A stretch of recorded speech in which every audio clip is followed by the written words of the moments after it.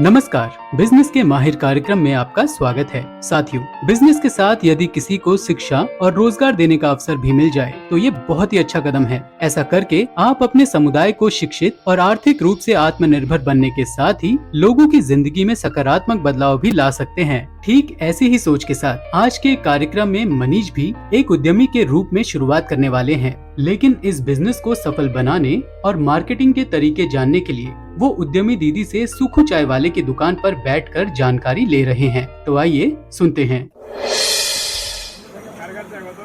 क्या मनीष भैया, ये दिन भर अखबार में क्या देखते हो?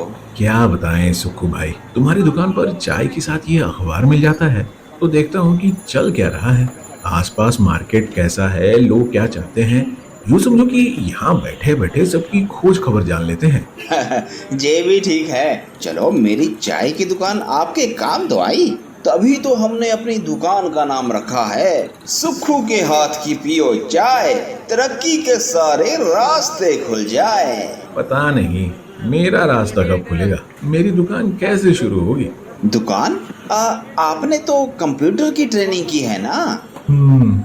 सोच रहा हूँ स्कूल के बच्चों को भी सिखाऊं, पर शुरुआत कैसे करूँ समझ में नहीं आ रहा। लगता है आपकी सफलता के रास्ते अब खुलने वाले हैं। क्यों, तुम्हारी चाय पी ली इसलिए? अरे नहीं नहीं मनीष भैया, जिनके कहने से मैंने ये बिजनेस शुरू किया है ना, देखो वो उद्यमी दीदी इधर ही आ रही है, उन्हीं से सलाह ले लो।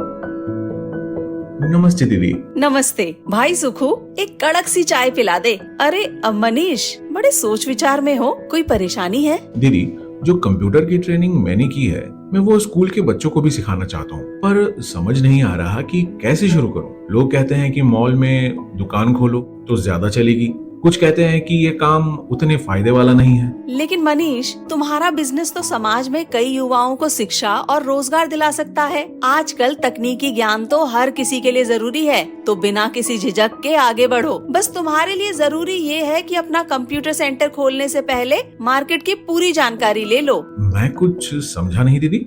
मेरा मतलब ये है कि जब भी कोई व्यापारी व्यापार शुरू करता है तो वो योजना बनाता है कि वो सेवाएं किसके लिए देने वाला है। यानी कि अगर तुम बच्चों को कंप्यूटर की ट्रेनिंग दोगे तो उसमें कितने कंप्यूटर रखोगे, क्या क्या कोर्स करवाओगे, इन सभी बातों पर ध्यान दो। और रही बात सेंटर के लिए जगह की, तो यही स्कूल या गाँव के पास अपना केंद्र खोल लो। वैसे भी आसपास के 2-3 गाँव के बच्चे भी इसी स्कूल में आते हैं पढ़ने, तो अगर मैं यही गांव में कंप्यूटर इंटरनेट का लाभ बच्चों को दे सकूं तो ये उनके विकास के लिए बढ़िया होगा। क्या कहती हैं दीदी? बिल्कुल। वैसे भी कंप्यूटर सिखाने का जो एक सेंटर है वो स्कूल और गांव से काफी दूर है, और अगर आसपास इस तरह से सीखने लायक कोई सेवा बच्चों को मिलेगी तो वो दूर क्यों जाएंगे। इससे उनका समय बचेगा और वो समय वो अपनी पढ़ाई में दे देंगे। दीदी, मैं ये भी जानना चाहता हूँ कि मैं ऐसा क्या करूँ कि मेरे केंद्र में बच्चे अच्छी शिक्षा ले सकें जो बाकी कंप्यूटर केंद्र नहीं दे पाते हैं। यही तो तुम्हें ग्राहक सेवा का सबसे अच्छा मौका मिलेगा।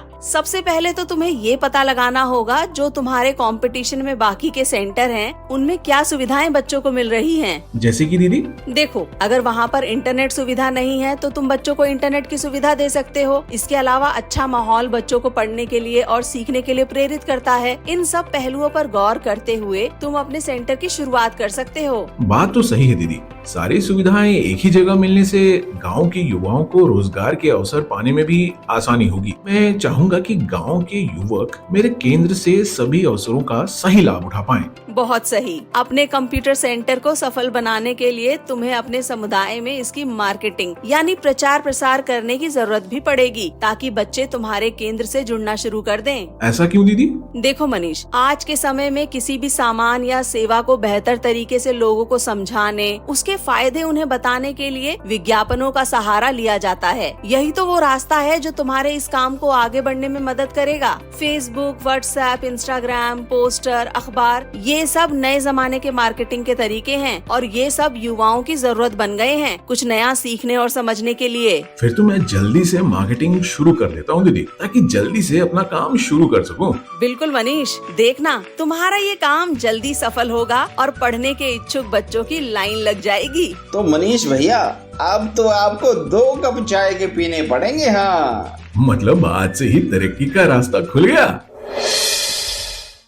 साथियों, बिजनेस को सफल बनाने के लिए ग्राहकों की पहचान और मार्केटिंग करना हर व्यापारी के लिए जरूरी है, ताकि बिजनेस करने के हर संभव मौकों और उससे जुड़े कंपटीशन को समझ सकें। व्यापारियों को एक ऐसी योजना बनानी होगी जिससे वे बिजनेस को बढ़ाने या ग्राहकों को सेवाएं देने के सही तरीके सोच सकें। हम अपने सभी व्यापारियों से जानना चाहते हैं कि व्यापार में जब एक दूसरे से आगे निकलना हो तो आप किस तरह की योजनाएं बनाते हैं। किसी व्यवसाय के लिए सही बाजार खोजने के लिए आप कौन सी रणनीतियां अन्य इच्छुक व्यापारियों को बताना चाहते हैं, और आप क्यों मानते हैं कि सफलता हासिल करने के लिए ये जरूरी है। अपने अनुभव हमें जरूर बताएं अपने फोन में नंबर 3 का बटन दबाकर। नमस्कार।